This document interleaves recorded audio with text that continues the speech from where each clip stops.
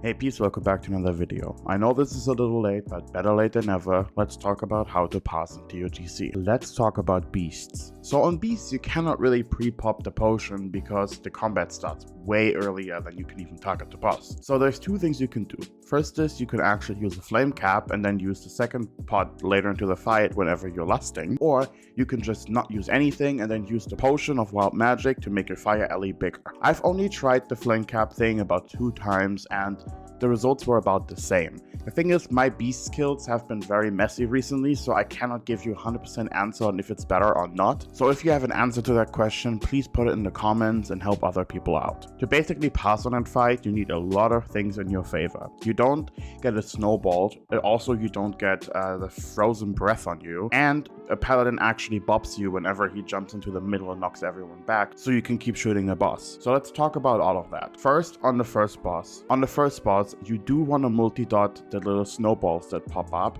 because they are quite tanky, and Flame Shock, especially with 2 set, does a lot of damage without even refreshing it a lot, meaning it is definitely worth it to cast. And whenever the boss dies and he plops all those on the floor, you do want to keep using Chain Lightning and whatnot and kill them because they keep counting towards your pass anyway. On the worms, obviously don't get hit by any of the mechanics, but sometimes there's nothing you can do about it. If you have boots, you can use your NG boots to go to the tank and free yourself from the debuff, helping out a little bit with that and going back to blasting. If they get somewhat tanked together, you can actually easily Chain Lightning. Even if they're not super close together, you do want to keep multi-dotting them anyway. Your fire alley should still be up for a good chunk of that fight. It should be up for the first boss and the little ads that spawn whenever the boss dies, plus the worms, meaning it will do nice AoE damage, super good for that fight especially. Whenever your fire alley dies, you have to know where the worms pop up whenever they do the enrage thingy. And whenever they pop up, you want your Searing Totem to be there already so it can shoot them without you needing to move much, because you can move while it's under the ground. So you just have to know wherever you have to go and wherever it will pop up depending on which worm you kill. On Yeti, it's very annoying because the Yeti just randomly puts a breath on the raid and rooting you, stunning you, not being able to do anything. To mitigate the chances of you being hit, make sure you try to stand a little far away from everyone, so you're basically just alone somewhere in the corner where you can still get healed, where you can still get everything else, and you can still attack the boss. Also, if you want to pass on that specific fight, at least for me, the Yeti is always the only part where I fall off super hard because I haven't asked a paladin to bop me yet. Make sure you have a paladin that bops you whenever he goes into the middle and knocks everyone back. The reasoning is pretty simple. You can still attack the boss, you don't get CC'd, and you can keep up your damage, which is super duper nice. Also, you can use your lava burst, and whenever he gets CC'd, you will probably have it again and can blast. Plus, if you use the flame cap, I would always basically say leave the cooldowns for the Yeti. Whenever he's stunned, use your alley mastery, your second pot if you have it, and whatnot to do the most damage possible, because he does take extra damage whenever he's stunned in a short window of time.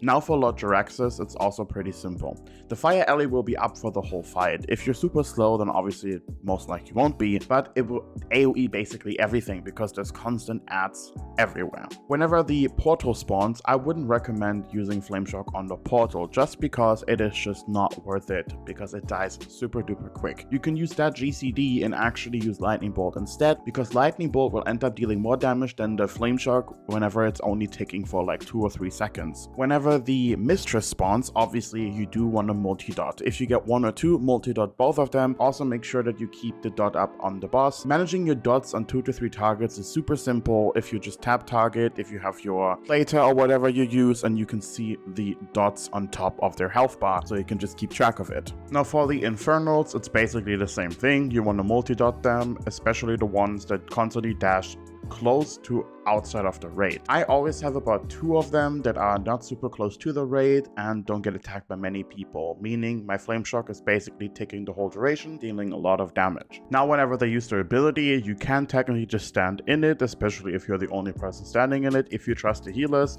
and if it's 2 people, you can technically desack and just heal through it without losing DPS while moving. Now for faction champions, I would recommend using the Chain Lightning glyph if you're going for the Zerg strat, meaning you don't CC a lot, and you can just chain lightning everything and multi-dot. Fire Alley obviously also on that fight. It can die, but it also can live through the whole duration. It really depends on your luck. Whenever you get targeted by something and it's more than one thing that is especially melee, go through the slow trap that your hunter provides, and then you will most likely be fine. That's the whole fight. All you want to do is just chain lightning, multi-dot, and try to kill the priority targets first while you're also multi-dotting. Now on twins, it's also basically pretty simple. It's the same fight, just depending on which twin you focus. We're not talking about the kiting person who basically soaks. We're talking about the person that stands in the stack attacking the boss. You don't want to do multi-dotting on this fight because the same color you have takes 50% less damage from you. Flame Shock is not worth it. Lightning bolting the other target is technically not worth it unless you use Lust and then burn through the shield without swapping. You do want to chain lightning on cooldown just because it is free damage and technically a single target gain, giving you a little extra damage whenever it hits the second target. You do not want to use Fire Nova on this fight. It is not worth it. All you want to do is keep your dot up on the main target you're attacking, Lightning Bolt, Chain Lightning basically off cooldown, and Lava Burst. That's all you want to do. That's it. Nothing special. Now let's talk about a noob. So a noob has changed quite a bit if you want to pass on it. First, it was a 900k cap with P3 not counting towards your cap. So you wanted to use the Fire Nova glyph to basically spam Fire Nova as much as possible to get to the 900k cap before P3 hits. Now it's only 600k but also counts in P3, meaning it's super duper easy to hit the cap.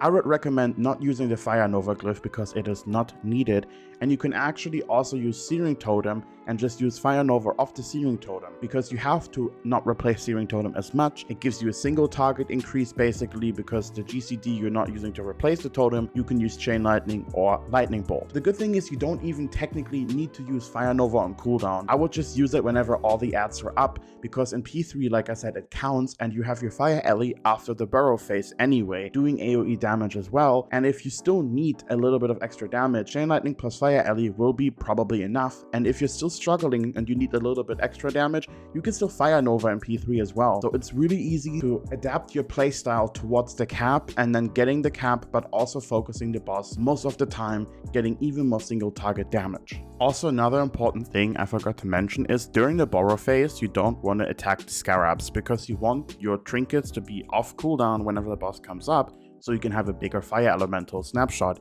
meaning increasing the AoE damage and single target damage for you. Thank you so much for watching. I would really appreciate a like and a sub, and I shall see you in the next video.